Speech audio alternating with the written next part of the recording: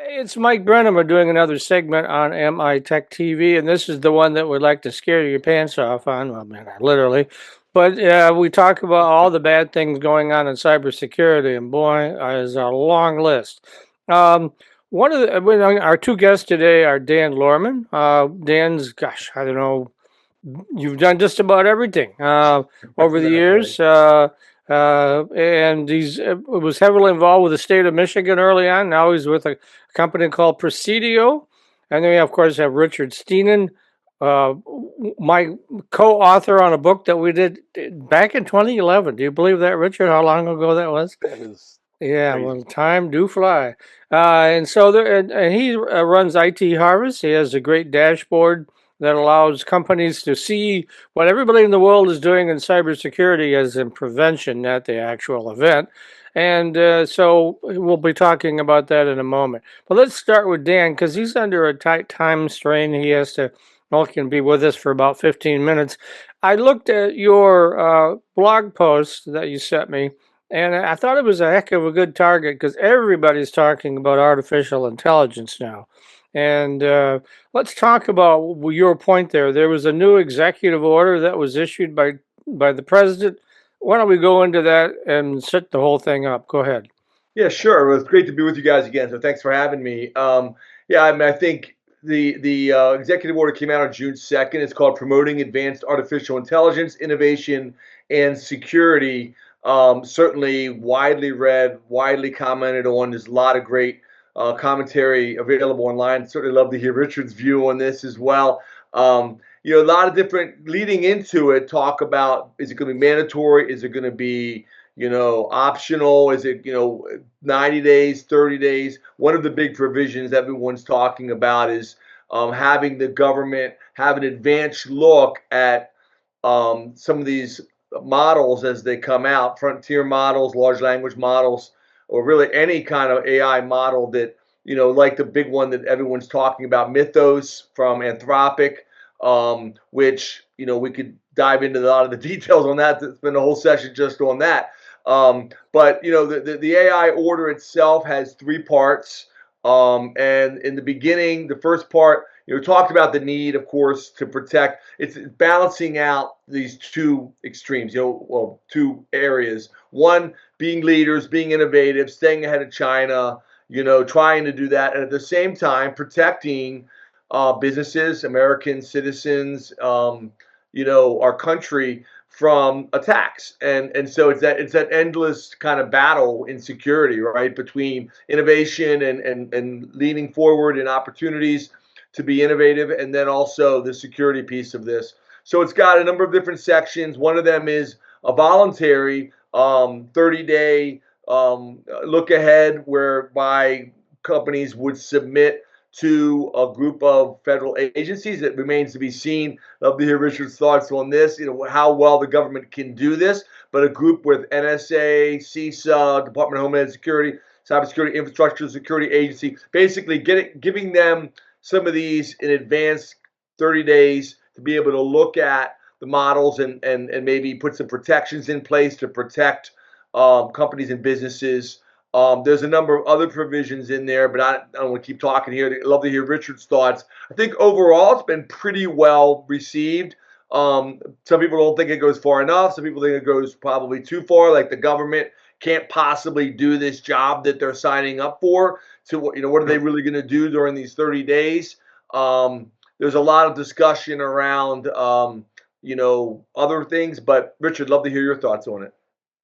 Yeah, I was going to ask you what you thought about the wisdom of having the NSA kind of step out of their wheelhouse. Um, Normally, these types of executive orders pile a bunch of stuff onto NIST, the National Institute for Standards and Testing, which would be a perfect match. It's like, hey, evaluate this. Um, and obviously, the NSA has some really, really smart people, Yeah. but they've never been set up as a regulatory body. Um, and my biggest concern is the international. First of all, we already have a problem with international perception that the NSA spies on the Yeah. citizens of every country, and a few qualms about the NSA spying on U.S. citizens. But um, for the NSA to get their hands on our large language models, because right now, for a very short period, hopefully longer period, the U.S. leads in development of AI. Right, two companies, Anthropic and OpenAI, vying for trillion-dollar valuations before they go public. If that NSA involvement could taint their product perception, right? Even though quite often the NSA is involved anyways, they're just behind the scenes, and people don't use the product because they go, "Oh my God, the NSA is going to see what you're communicating to the models," and I'm very, very concerned about that leading to more effort. They call it sovereignty now. When you hear that keyword, it means anything but the United States technology. UK just launched an effort to build their own sovereign LLMs, large language models. EU already has one, Mistral, it's called. And so it's this bifurcation or Finlandization of the space that worries me, because it's going to halt the progress. We have to move fast. We need AI desperately to first solve the problem about AI needing so much energy to operate. Yeah. It should work on that problem. So those are some of my concerns. You've got an NSA background. I don't know if you think. Yeah, I mean, I was an NSA a long time ago, but I mean, I think your concerns are valid, and my gut tells me, I think that first of all, a lot of the devil's going to be in the details. This EO was come out, and we'll see how they implement it. Some people think it's going to be very difficult to implement for a whole variety of reasons.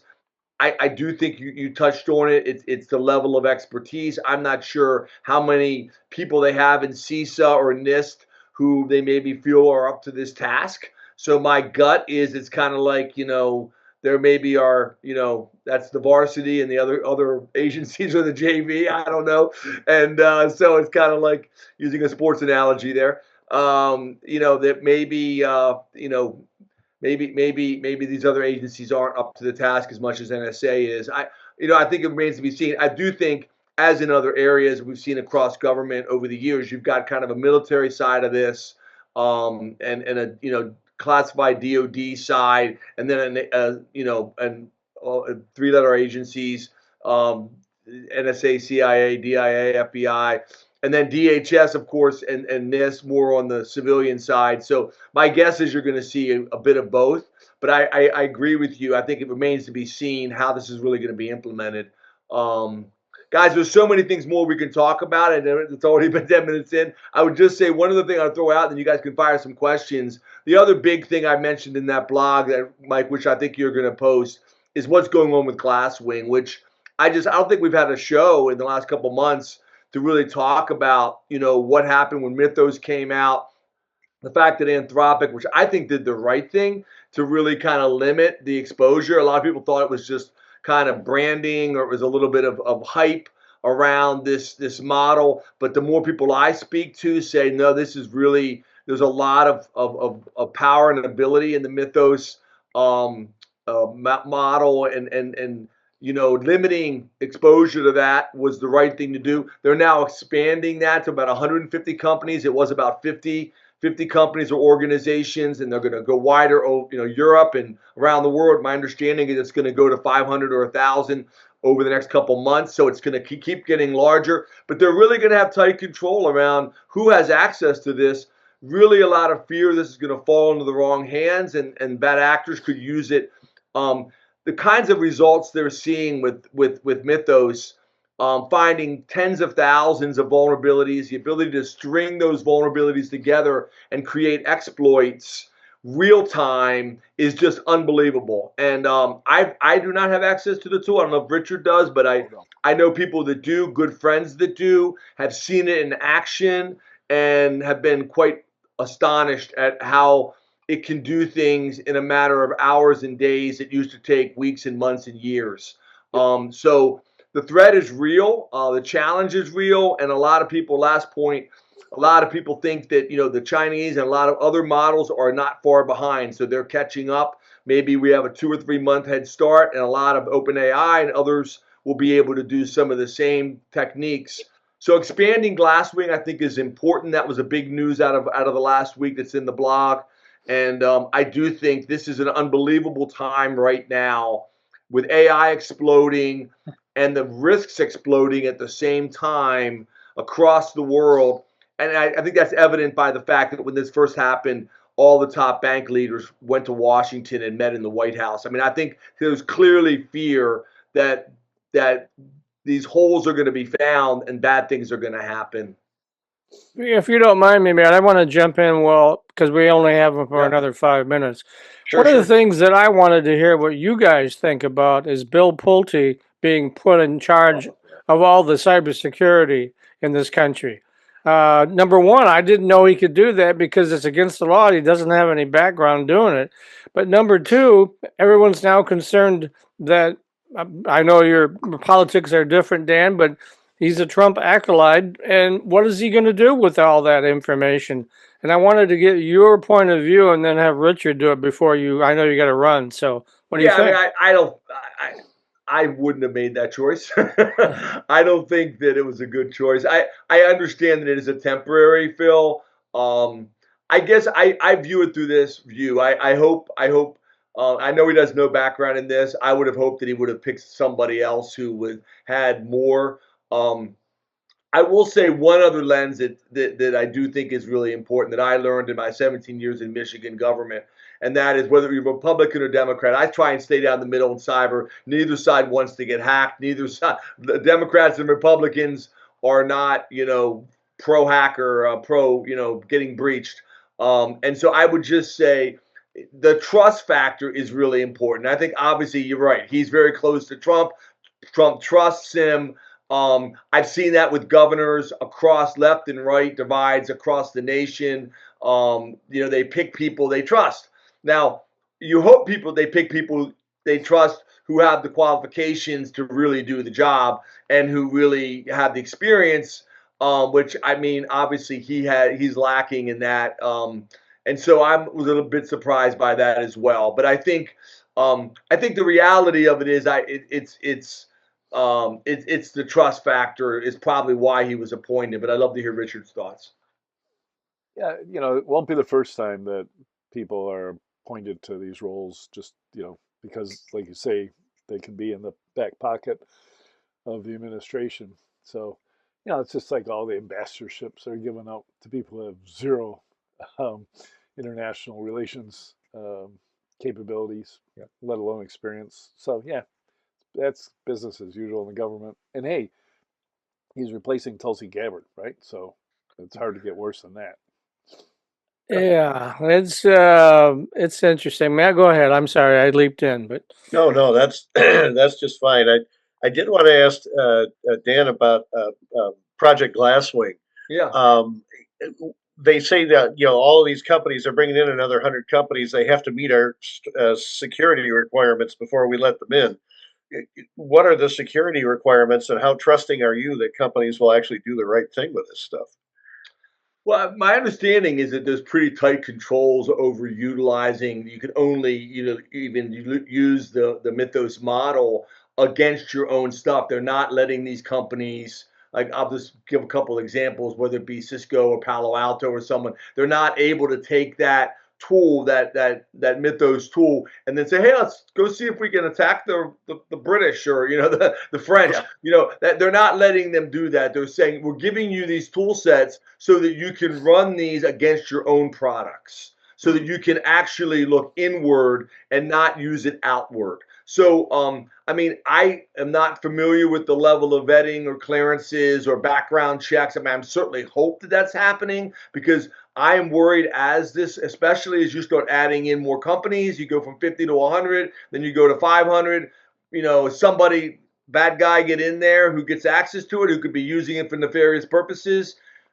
I'm sure that's going to happen. And I think the challenge is, and I think a lot of these, and Richard, you jump in here, I got to hop off, but I just would say a lot of these companies, they do have pretty good idea of like, okay, how is it being used? I mean, Google and other companies have said, hey, our AI capabilities and Gemini were being used by foreign nation states for bad purposes, and they were able to detect that and flag that. So I think Yes, I'm always concerned about the people side of it. It's always people, process, and technology. The people side is always the biggest question. But I do think that Anthropic and their team in Glasswing are trying to say we're only going to be using these against our own tool sets, which does raise one other big question, which is what about all those governments out there like state of Michigan and lots of others, counties, cities, local? When are they going to have access to go against their own code, not their vendors, but their own code? And I think that's a big question that remains to be answered.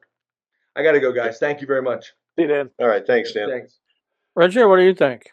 Yeah, to carry on that, so Anthropic also issued a report this past week that of the 800 accounts that use their system that they had banned, 2/3 of them were using it to create malware or hacking and exploits.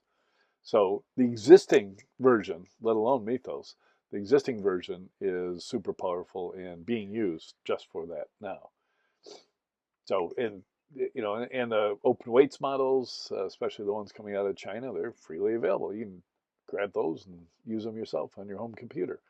A very big home computer, mind you, and people are using that, I'm sure. So the cat's out of the bag. Mythos might be, step function better than anything that's gone before, but you can get 90% of the same work done with existing models today. So, in it, not to leave you in that dark side, Mythos was only serendipitously discovered to be good at finding errors in code. It's just the next model of Anthropic, and it's just really, really smart. And it was able to put that intelligence to work to find these vulnerabilities.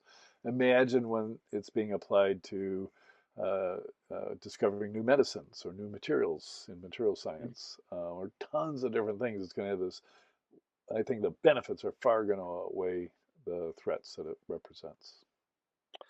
Yeah, I gotta wonder about that. I mean, I keep reading I get flooded with AI. Everybody, Sure you do. Yeah. Oh, we got AI, and I go, I'll join the world. But I mean, I've seen things like you just talked about medicine, where people just can't think out of the box. So they've been trained as a doctor or a researcher or whatever, and that's how they think. Whereas the AI doesn't have that handicap. I mean, they look at the whole thing. And I mean, they're already discovering stuff in medicine that no one knew that, these cures or solutions or whatever you want to call them, were available. I mean, I agree with you. It's just a little spooky too that this thing's so darn smart. I keep thinking back to we all saw the Terminator movie. We're all waiting for Skynet to get sentient, so we're going to get blown out. But I mean that does raise the question. I mean, if AI gets so smart, at what point what does it need humans for? I mean, so I know we're getting off track, but I wanted to explore that a little bit. What do y'all think? Yeah, I know it's a legitimate concern in that AI is getting smarter at this incredible rate. And as of this February, the major foundries or frontier labs like OpenAI and Anthropic have been using AI to produce the next version of the model. So it's basically recursive, right? It's working on itself, and that's the part where it can take off. You just go 100 times faster than humans can do. So by the end of the year, according to the AI 2027 group, almost 100% of new AI models will be produced by AI models. And when that happens, they go the direction you were just pointing to Skynet. They've got crazy ideas about robots, taking over the world, etc. Humanoid robots is the scary part. We're Detroiters. We know that making a machine do something effectively, repeatedly, is really, really complicated. And even the best vehicle in the world, runs into situations that weren't tested or planned for and fails. And we're not going to see that anytime soon with humanoid robots. It's crazy to think. It's like AI. It's obvious that this has got value. Humanoid robots. Nobody has even shown us what you could use a humanoid robot for other than folding clothing at a slower rate than humans. Yeah, I think that was a ways off. I mean, you think of the movie I, Robot's another one. Yeah, so we're not there yet. I think that's Well, I don't know. I mean, I'm only guessing like everybody else, but I think that's 5 or 10 years away. But who knows? It needs a market. Needs somebody to go, yeah, I want a 600-pound clanking bunch of hardware in my house doing chores for me, and I'm willing to spend $150,000 on it. Well, yeah, that's the other thing. It isn't going to be inexpensive, right? Yeah, they're not giving them I mean, away for Matt free. could afford it on his salary, but the rest of us, I don't know. Yeah, So, That's what that. do you It's think, that. Matt? What's your opinion of all this? It's that fat pension. No, I worry about AI being put in charge of things. I think we got to be very careful about that Sure. because that's the Skynet scenario, right? But as long as we're just using it to, I don't know, maybe write better code, you know, uh, Organize our desktop. yeah, That's produce, yeah. produce a paragraph that you want for an advertising message. Big deal at that point. I don't see the harm, but. One of the things that we're playing around, I will know my business partners, Mele Ostele, and we just installed an AI agent on MITech News. I haven't really developed it all that much, but I was talked into doing it, so that when So what people does it show, do?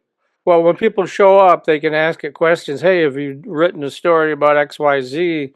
And then it shows them where the story is. Hopefully, we're still Ooh, working the bugs out, but ooh. I'm gonna go test that. yes. I probably is not working correctly because we just put it up a little time ago, and then a buddy of ours named Bob Skinner has a Oh yeah. AI agent company that he just launched. We had him on the show, and he was explaining that this is the coming thing that we're now going to have AI agents. What do you think, Richard? Oh, totally. Yeah. When uh, I don't know. Let's see. 3 weeks ago, there was this flash mob gathering inside the uh, U, University of Michigan's basketball arena, and this group announced they're going to have a meeting of people who like OpenClaw. OpenClaw is an agent that you can you know, deploy anywhere you want and train it to do stuff, and it does stuff for you. 3,000 people filled that stadium, and that mostly students, mind you. But I was there, and it was super exciting. So I use Clawbot, as it's called, but I'm switching over to Anthropic's Claude, not to be confused, totally different. Claude Cowork, which I highly recommend everyone to start playing with.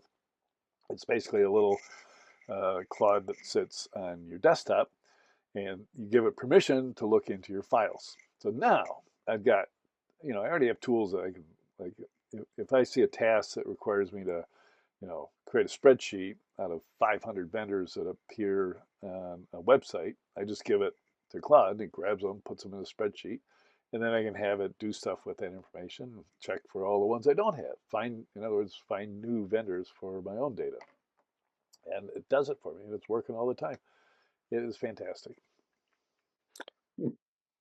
Well, the biggest AI I've been playing around with has been the AI mode of Google search. Yeah. And I just asked it for the biggest security breaches so far of 2026, and it gave me a little list. There was the Instructure Canvas breach, the FBI internal network intrusion, software supply chain poisoning at Checkmark's Bitwarden, and the Striker wiping attack, which I had not heard about. That Oh sounds yeah, terrible. that was disastrous. Yeah. Yeah, that's a company I used to cover when I worked in Kalamazoo because it's based Right. there. The third party SaaS exfiltration from Rockstar Games and McGraw Hill, and the Instagram support bot exploit are the ones it mentions. But it didn't have the latest ones that you sent us an email earlier. I noticed that. Yeah, yeah, because those latest ones. The news articles weren't written until yesterday. Oh, So okay. Well, it'll have those tomorrow probably. yeah, it'll have those tomorrow. I hope it has the same source I have for that news. Yeah, it's But yeah, that's been very helpful to me because it's more of a plain English search and answer rather than just a bunch of links that may or may not have what I'm after. So And definitely, links that have the traditional Google search has been completely poisoned by so-called search engine optimization. yeah, And don't let Mealy hear me saying this, but that so instead of getting the most relevant, you get the most promoted kind of results. But they haven't figured out how to do that yet with AI. So the AI is going to filter through all that stuff and give you something that answers your question. So besides AI, what other big thing do we need to worry about out there, Richard? Yeah, I guess the thing we have to constantly worry about now is that software updates are dangerous. Right? That was proven to us several times, and yet we take no action. I know I take action. You know how all of us will tell people to patch right away, and CISA seemed to make it their mission for 4 or 6 years to tell people to patch immediately. And this is the only way you can be safe is apply those patches. Well, I'm a little more suspicious and not as trusting as some people. You know, if I remember when Apple used to send you updates for iTunes, and it's always suspicious because, like, okay, the program's working just fine. It doesn't connect to anything, you know, outside. So people aren't going to hack it and steal my stuff by hacking iTunes. So every update is probably Apple has figured out a new way to monetize my information, and they're pushing it out to the software. The same with your phone updating, same with Google updating. They basically need more information, and they figured out a better way to monetize your information. So I just don't like patching at all. And but now after SolarWinds and not Petya before that, we know that attackers target software developers in order to poison their software so that everybody who gets it, 18,000 people or companies in the case of SolarWinds, they automatically just install malware or install a backdoor because that's how they work. Look at this. The craziest thing was, as an example, this wasn't malware, but CrowdStrike, you remember, so massive endpoint security company that pushes updates, you know, just like your virus updates, and pushes stuff down, and it goes directly and modifies the kernel of Windows systems. And guess who allowed that to happen without checking ever? That was Delta Airlines. Delta Airlines went down for the day, and they're suing CrowdStrike for billions of dollars, and yet they're the stupid ones that let something that can touch the kernel update automatically. If they just had a little rule in there and said, okay, we're going to hold every update for 24 hours and see if somebody else gets hurt by it, that would have saved them billions of dollars if they really lost that much. And if they were a good IT department, they could test the update and see if it impacts their systems. Nobody did. So we are entering a phase where Mythos is already making vulnerabilities, 10x what vulnerabilities we discovered before.